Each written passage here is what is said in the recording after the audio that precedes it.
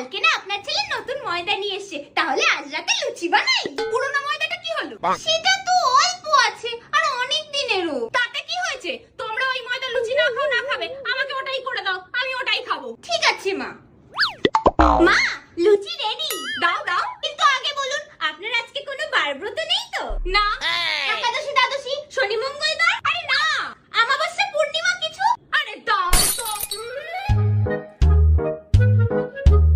আজকে লুচিটা কিরকম অন্যরকম খেতে হয়েছে, বেশ ভালোই। ভালো তো হবেই মা, এটা নন ভেজ লুচি। Non veg? এই তো পুরোটা নিরামিষ। নিরামিষ নয় মা, ওই পুরনো ময়দাটাতে দেখি পোকা তার ফ্যামিলি নিয়ে ঠিক ঠিক করছে, কিন্তু আপনি তো ফেলতে বারণ করলেন, তাই জন্য ওইটাকেই আমি ময়দা মেখে লুচি বানিয়ে আপনাকে খেতে দিয়েছি।